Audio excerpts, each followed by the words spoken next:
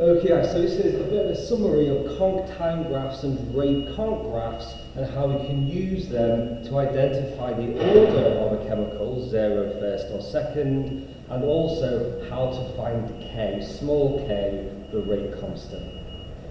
So throughout this I'm going to be asking questions. If I ask a question, can you stop the video, try and answer the question, and then press play again, and then you'll get much more from that than just listening to me ramble on, right? So the first question is, let's think about our three conc time graphs for 0 order, first order, and second order. Can you have a go at sketching what they would look like?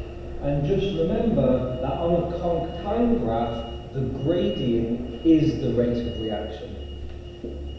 So the gradient, which equals conc over time, is the rate. That's the thing to remember. So the steepness of your curve is your rate of reaction. The steeper the curve or line, the faster the rate. The shallower the curve or line, the slower the rate.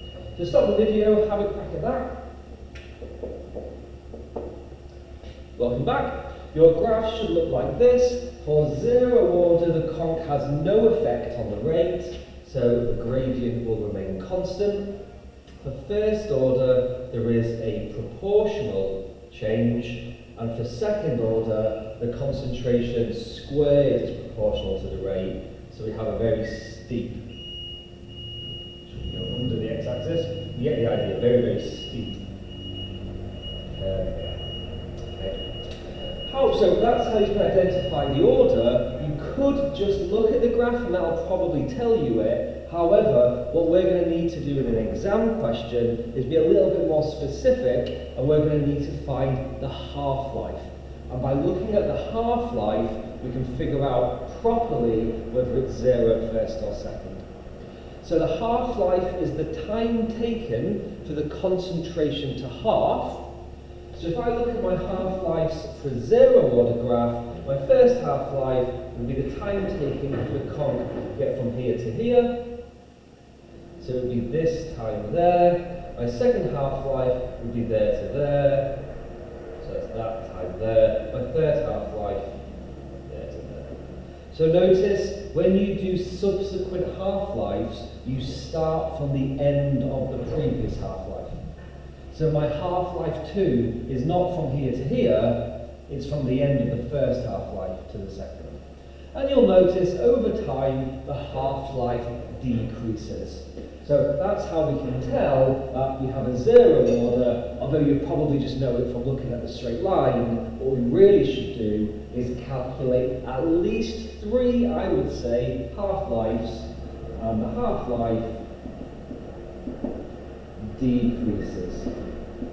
Look, they're getting shorter and shorter and shorter.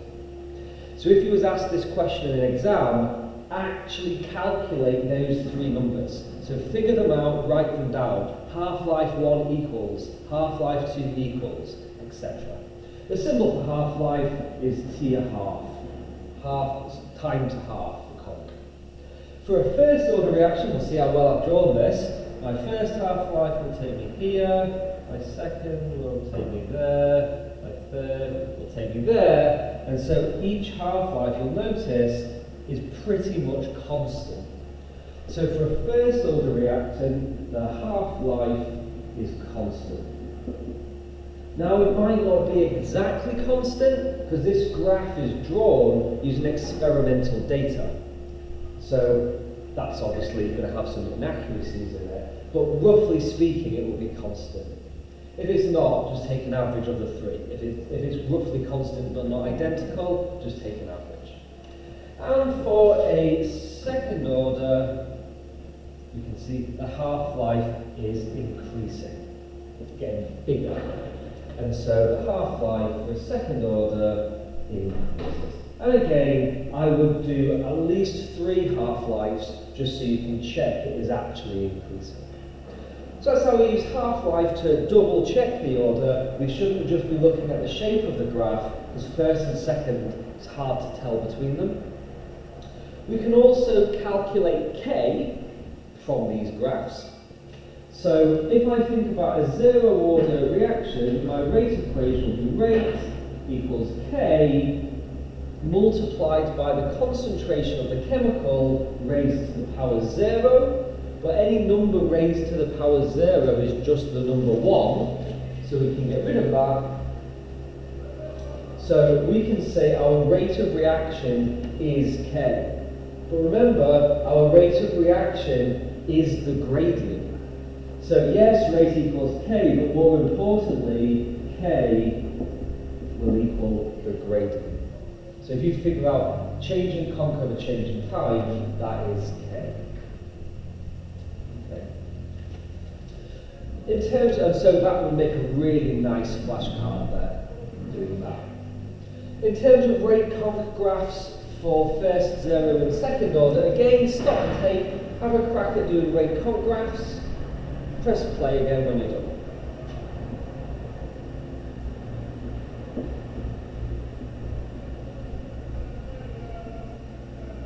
So 0 order, the rate is not affected by conc.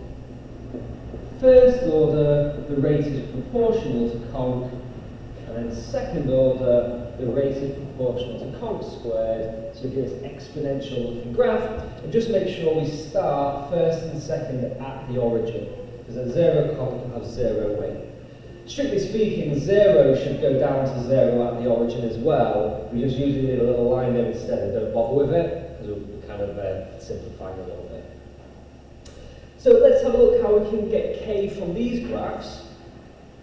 So K here, all we can say again, our rate is equal to K multiplied by A to the power 0. But A to the power 0 is nothing, and so our rate is K. Well, the rate is a constant, so our K will be equal to our y-intercept, wherever this line passes the y-axis.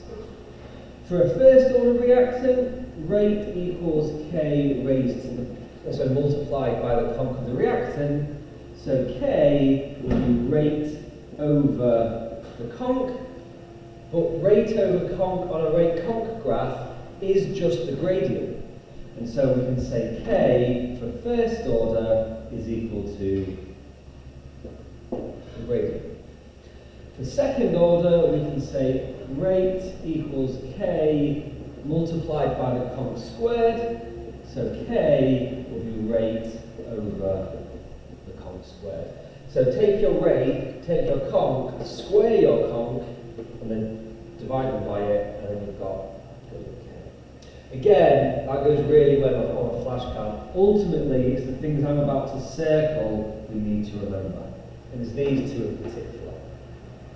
Then one final thing, we can actually use half-lives to figure out for a first order reactant what K is. Now we can't use this trick for 0 order and second order because the half-life changes. But for first order, where we have a constant half-life, there's just a little equation to remember, and it is K equals the natural log of 2 divided by your half-life.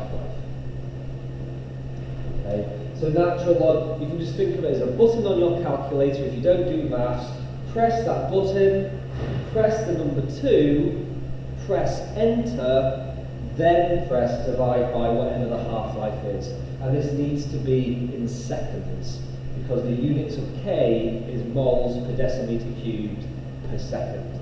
So you've got to convert your half-life into seconds. So two really, really information-rich flashcards there to get that.